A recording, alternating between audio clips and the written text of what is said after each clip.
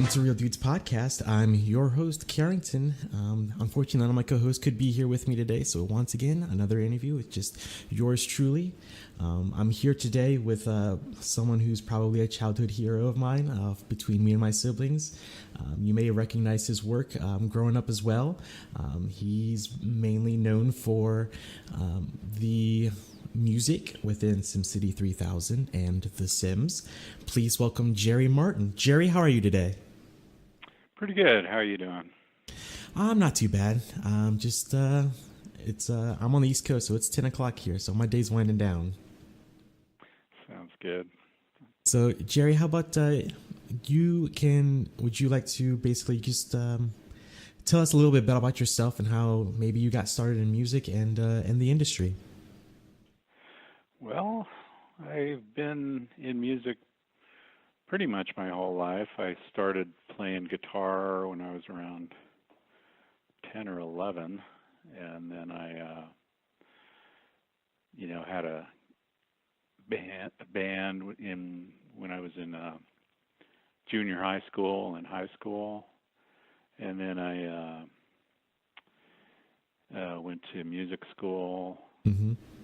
And got a bachelor's degree in music composition, and then I went and got a master's degree in music, and then I worked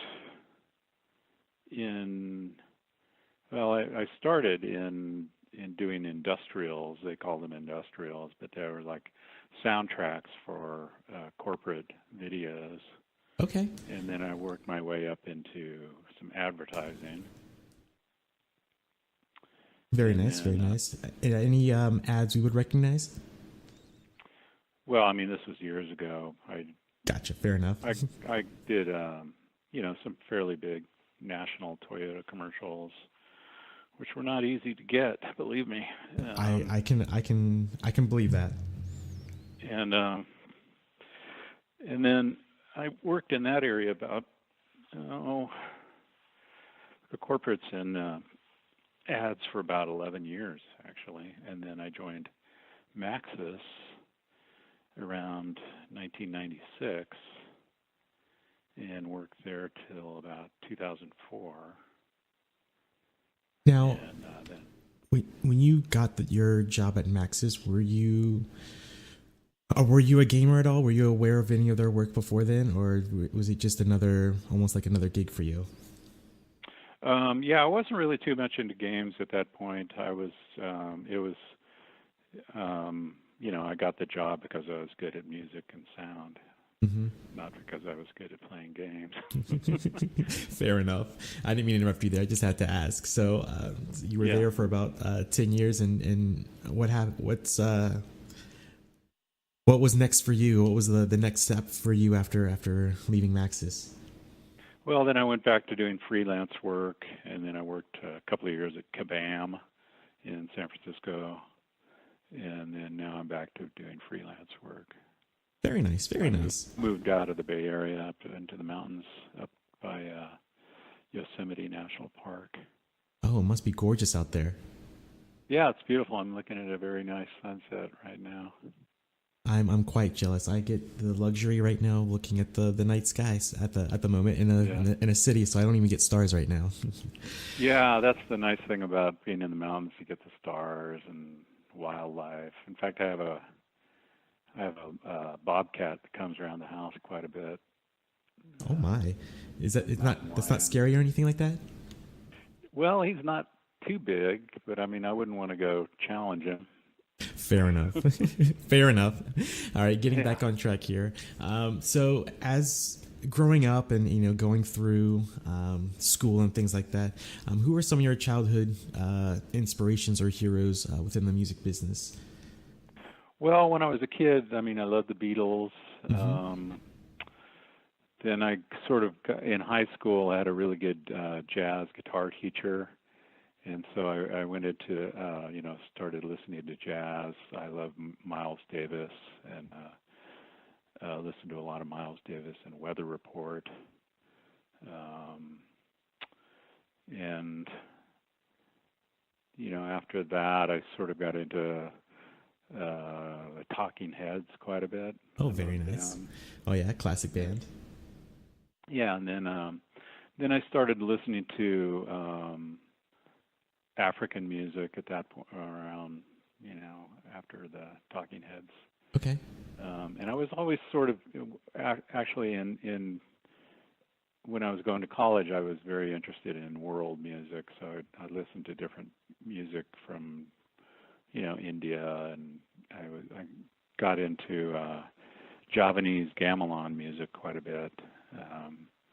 Played in a gamelan, and had one of my teachers in school was Lou Harrison, who's a pretty famous composer, and he was way into gamelan, so he sort of helped me figure out how the gamelan works, and it's very interesting. It's got a very sort of stylized way that it works. It's very figured out, basically. For those who might not know what gamelan is, could you kind of maybe explain that real quick? Yeah, gamelan is a group. It's like an orchestra. It's an orchestra of metallophones, which are gongs, a lot of gongs, and a lot of similar to vibes. You know what vibes are? Vibraphone? Yes. So similar to vibes and marimba, except they're metal, and then they have tuned gongs, and so the thing with the gamelan is the tuning is very intricate, sort of. I mean, it's what they call just intonation, which is tuned to the actual physics of the sound, as opposed to the tempered scale, which is what we're used to in the West, or pretty much everywhere now, I guess, which happened. I don't know. I forget the history, but somewhere around 1800, okay, they switched to the tempered scale so they could play in different keys. And what that did is it kind of messes up the actual intervals, so that the intervals are not quite in tune. But the gamelan is perfectly in tune, and it's a really beautiful sound. So anyway, I got into that a little bit, and there was kind of a point in my composition where I try to apply what I was learning in the gamelan to anything I was writing. So I have a lot of gamelan influences in a lot of my music. Oh, very nice. It's hard to understand, but it's more like just the rhythms and things, and the way the parts interlock and things like that. Okay, yeah. I'll have to definitely look into it, because I'm not too familiar with the gamelan or the gamelan sound in particular. Yeah, the problem with the gamelan sound is very hard to record, so there's really not a lot of good recordings of it, because it's so percussive, and so the transients are hard to record.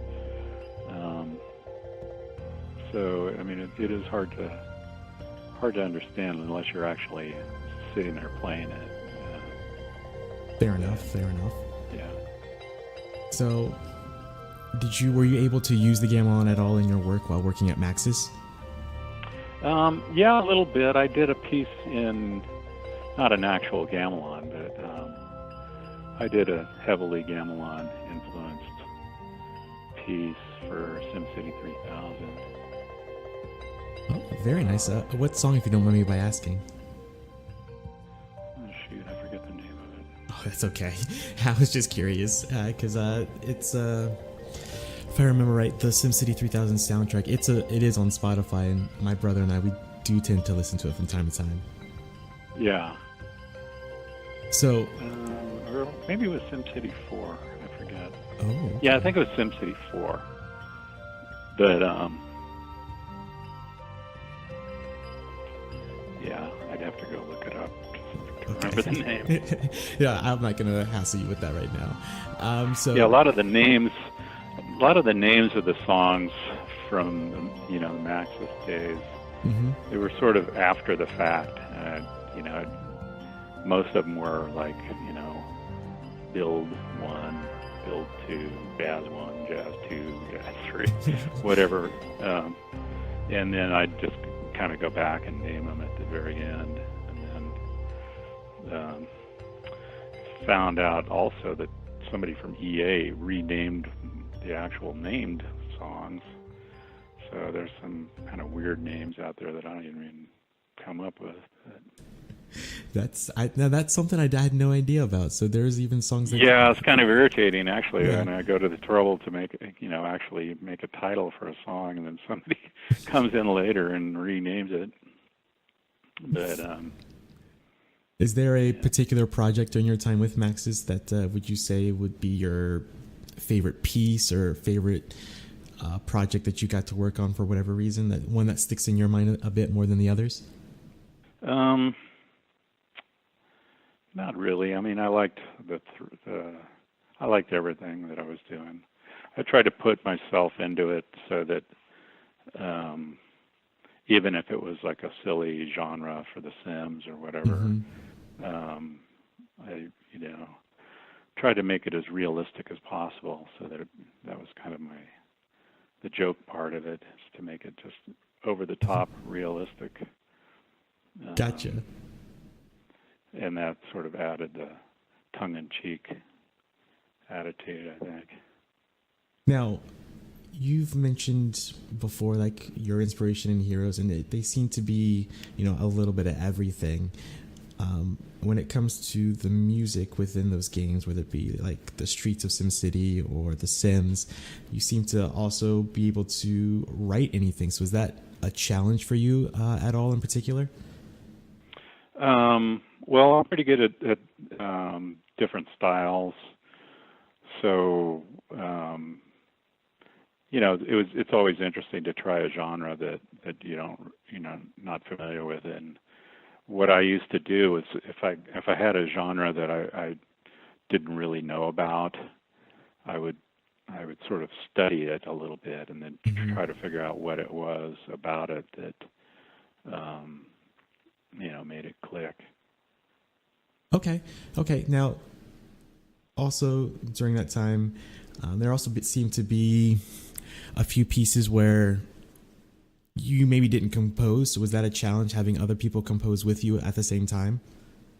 On the same project? Yeah, it's not easy, actually, to be, you know, it's basically the musical creative director directing other people to try to do what I was hoping they would do. I had a good friend helping me, Mark Russo, quite a bit. He was we were neighbors, and so we would get together, and you know, I'd show him some ideas and send him off and try to get him to, you know, come up with some similar stuff. And he's a super musician, so a lot of the time he would come up with stuff that was just really blew me away. You know, it was really cooler than what I had thought of. But you know, he did more, I don't know, sort of more complicated music than I would do. Mine sort of simple-minded. His is more complicated and elaborate. But for SimCity, I had to get him to do more the minimalistic style, which is not complicated and it's simplistic. And he actually had a little trouble on some of those, trying to be simple. But yeah, so he was kind of my right-hand man at a lot of you know, the times when I would need music, but I couldn't do it all myself. Very nice guy. I do remember seeing that name Mark Russo coming up quite a bit when looking into different compositions around that time. Yeah. So have you gotten to play those games where you do create the music for? Yeah. I mean, I would play them when we were developing them, mainly just to see if they were working right. But that was about it. I mean, it's not like I sat around playing them afterwards. Right. But I wanted to check it out and see how it felt with the music. Mainly, it was a matter of finding the music that felt right when you're playing it. And then, like with Sim City, you're sitting there for so long, just tinkering around Mm-hmm. with your city and build, your land and whatever. Right. That you kind of need a very, non-obtrusive type of sound. So I went with a minimalist sound, and that worked out really good, I think, as far as the feeling of tinkering with the city and having it there for hours on end, basically. Yeah, for sure. I can remember being a kid when that game came out, and my dad, in particular, passed it on to us, his children, to have appreciation for different kinds of music, and especially jazz music, and then to have that kind of that kind of sound while you're tinkering with the city. A lot of those tunes and songs really stick with you in a way that's almost iconic now. I mean, if I know a friend who's played SimCity 3000, if we fire up that game, or if I show them the soundtrack, they'll know immediately, oh, I love this song because it came on when I was doing this or this. And yeah, I think it really fits a lot with the game and with what you're doing. Yeah. That's good to know. Well, I basically chose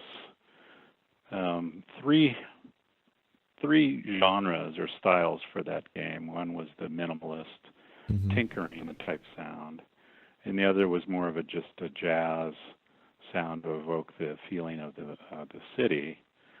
And I did a couple of Gershwin-esque sort of city jazz songs to also give it a feeling of the city. And then I also had a sort of an electronica sound in there too, which is sort of halfway between the tinkering and then just kind of some, I don't know, it was a little bit darker. Sort of, it was more like, if you had a trashed city. Yeah. And you would have a little darkness there. And at one point we were trying to make an interactive score where the music was going to change feel depending on depending on the health of your city. Mm-hmm. So if you had a lousy city that was in disrepair, it would have more of a dark sound, and also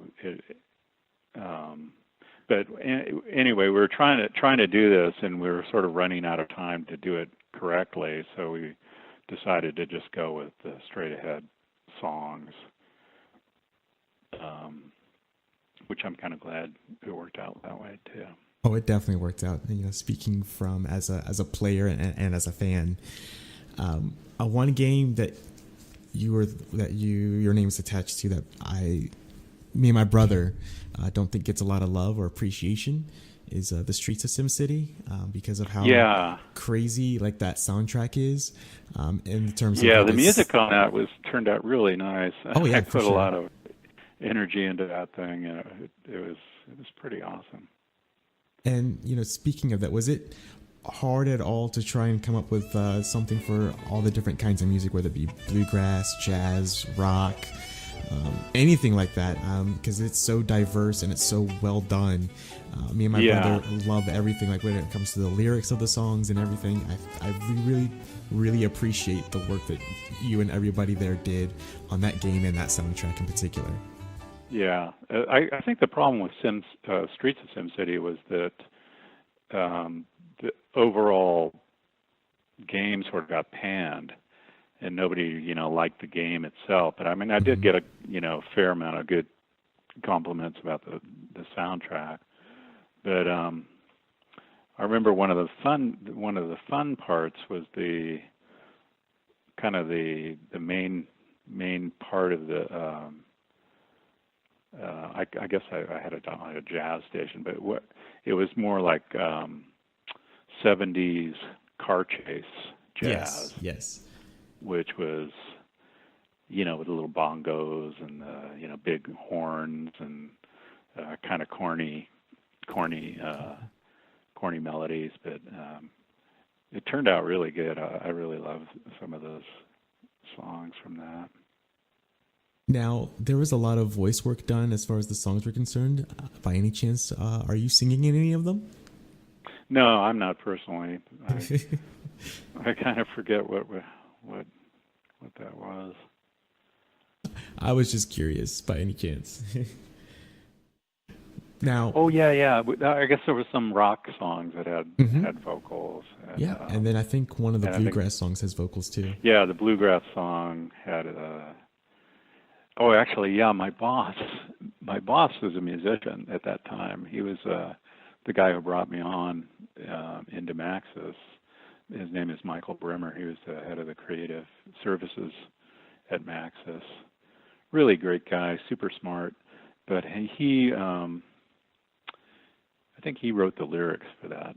Okay. The bluegrass one. That because my brother, he actually lives next door. If I were to go grab him, he's asleep now. But if I were to go grab him and just fire off a name like Bluegrass One or something, he'll immediately just start singing the song. He really loves those songs a lot. Yeah. Well, see, the bluegrass was cool because when you're driving around, it's so hyper, it's so fast, and it works really good in that context of driving around fast. So, yeah, I think it was kind of weird for a lot of people because, in games at that point, there wasn't a lot of bluegrass being played. It was more, I'm so cool. I do this heavy rock techno stuff, and to have something that was so kind of crazy and light, I think it worked out really good because it was just so counter to everything else that was going on music-wise in games. I can wholeheartedly agree with that. So moving away from your time with Maxis, just overall, because you said you've done a lot of corporate stuff, and you even from the time you got started and even till now, how does that recording process differ from your time with Maxis, would you say? Well, I'm not doing any corporate stuff now. That was when I first got started. That was the way you started, really. Gotcha. Once you get into TV commercials, hopefully you don't have to look back to that area. But it's basically music is music and sound is sound, and it's the same. It's really the same. It just has to do with whether you can afford to spend a lot of time on it and money on it, and how good of production you can make, really. But the basic, the basic ingredients are the same. Okay. And I think one thing I realized is because I had just come from advertising, and in advertising at that stage, everybody wanted, live instruments and live players and everything. Nobody wanted synthesized anything. And when I got into Maxis, most people were doing synthesized things, and there was a lot of games actually just used MIDI, which was what they call general MIDI, which is a little sound library from the computer that would supposedly sound like a guitar or a French horn or something, and they would use that instead of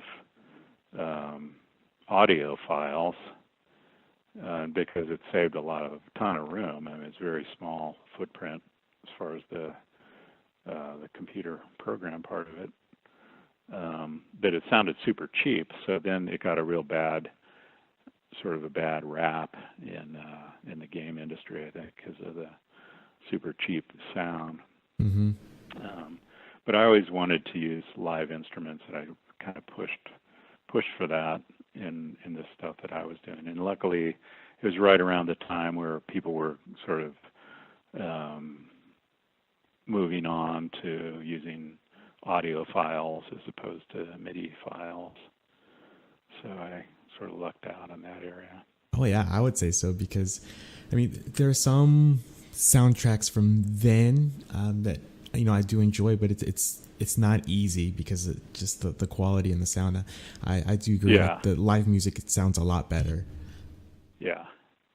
Well, the other thing about live music is, you're and one of my ideas, this is not original or anything, but just to get the best musicians around to play, you're getting the benefit of these virtuoso musicians that have been playing their whole lives, and they just bring so much to it compared to just trying to make it sound good on a synthesizer or whatever.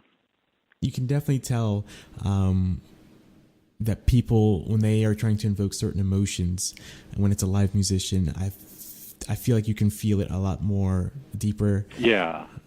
And you can actually almost envision it, like say the theme song for Streets of SimCity, for example. Like it sounds very upbeat and happy, and you can just tell the musicians are having a good time with the song itself, and it's not just something that like with a synthesizer you can't get that feeling. Right. Yeah, you just can't. So, but sometimes you have to use just synthesizer in certain styles. It makes sense, but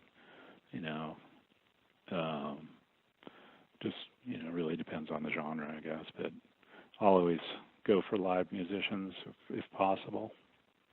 I can agree with that statement. Now, as far as, like I said, we've gone over a lot of different types of music that you've made. Is there a particular style you like writing in general, like that you feel more comfortable with? I'm pretty comfortable in different styles, but I mean, one of my favorite is the minimalist style that I used in SimCities, SimCity 3 and 4. But like I say, I've done a lot of different styles over the years, and I like them all. Spoken like a true musician. Yeah, I mean, music, if it's good, it's good. If it's not, it doesn't matter what style it is. Oh yeah, for sure. So I do want to talk about a project that you do have going on currently. Boom Bam Boom. Could you kind of explain that to our audience, like what that is and what that involves, and where that idea came from? Well, boombamboom is my website, which I've just kind of messing around with it. I'm not really doing much with it, but the idea was to just use it as a way to give away, Sims music and different music that I've already done, but also to create a little music store eventually when I get, some music to put on there. And I was planning to get together with John R. Burr, who is the piano player for the Sims build music, which I've gotten a lot of really good feedback on. Everybody loves that, the build section of the Sims. So I wanted to get together with him and create sort of a volume 2 of that, because I've gotten so many, requests for it, basically, and good feedback about that style. So that was kind of hopefully one of the first things I'll be doing with that. I'm working on some jazz music that I'll hopefully put up there pretty soon. But right now it's just sort of an email sign-up page where you get some free Sims music and some manuscripts and stuff like that. And just kind of a way to keep in touch with me, too. Oh, very nice, very nice. I will have to sign up myself, because I did check it out real quick the other day, and I meant to sign up. I've been busy, but I will say or ask. Well, if anybody's fearful of spam, don't be, because I've had it up for a few years, and I think I've sent out one email the whole time. So you're not going to get spammed, believe me. Okay, that's good to know. That is very good to know. Now, the music that you have created over the years, whether it be for corporate, freelancing, for Maxis, do you still have a lot of those? Like, do you ever go back and listen to them yourself? Yeah, I do. When I sort of, I run across it sort of by accident. Somebody will ask me about something, and I'll have to go look it up and play it, and I'll go, "Wow, that was pretty cool. I like that." You surprised yourself, even. Yeah, I'm surprised that it sounded very good. Yeah, but yeah, I don't purposely go back and listen to it all. I've heard it a bunch of times when I was writing it and producing it. So. That's But fair. actually, when you get a little perspective on it, or when time has passed on it, Mm-hmm. and you go back and listen, most of it holds up pretty good. It's not like dated or anything, and it seems to sound really good still. Oh yeah, like I Which said, is, me and my brother, we still listen to your music even to this day. yeah. Well, thank you. You're very welcome. So this is kind of I guess a wrap up question or statement rather. Are there any current or future projects you like to talk about and that we can keep our eyes on the lookout for? Well, like I say, in Boom Bam Boom, I'm planning to release a jazz album. It's Mm-hmm. it's not going to be like straight ahead jazz or anything, but if you sign up, you'll get sort of one of my tunes that I've been working on. It sounds pretty good, so I think it is done, but I'm going to master it and everything. But so I'm almost done with that, and so I plan to put that out, and that'll be about 10 songs. They're all pretty cool, and I'm working. I did some music with my wife, who's a singer from Cote d'Ivoire, Ivory Coast. Okay. She's a singer-songwriter from West Africa, Oh, okay. and she was actually kind of a big star back in her country, and so we did. I helped her produce an album a while back, and I was going to put that up there too. She's super talented, super amazing singer songwriter, and so that'll be up there pretty soon too. I cannot wait to hear your music as well as your wife's music. I'll keep an eye out for it for sure. Yeah, she kind of makes me jealous. I went, like I said, I went to school and studied and all this stuff, and then she can just come up with these things just off the top of her head with no real training and no kind of understanding of what's going on. She comes up with this amazing stuff, and I just go, "Oh man, how did you think of that?" But it's very cool. That's certainly a natural talent that I know I don't have. Yeah, hers is completely natural. There's no, you know, she didn't study at all, and she just has this amazing gift. But yeah, so hopefully I'll get that up there pretty soon. Awesome. And you said we can find that on Boom Bam Boom here, hopefully pretty soon. Yeah. All right. Awesome. I'll definitely, and I'm sure our audience will be watching a close eye too on that website, Boom Bam Boom. And also, we do ask this question often. Is there any way for our audience, if they wanted to catch up with you, keep up with you, whether it be social media or a particular website? How can they find you on the internet? The best way is on Boom Bam Boom, boombamboom.com. If you sign up, then I'll send. It has this little thing where it sends out a little freebie from The Sims, and then if you want to just send me an email on Boom Bam Boom, it'd be Jerry at boombamboom.com. All right, that sounds awesome. So I guess I will wrap things up here. Jerry, it's been a fantastic time. Thank you for coming on the show today. It was truly an honor to speak to you. And like I said, me and my brother, you are like childhood heroes because we love music and we love your music. So I can't thank you enough for coming on the show. All right. Well, thanks a lot. Thanks for having me. No problem. And as always, have a rad day.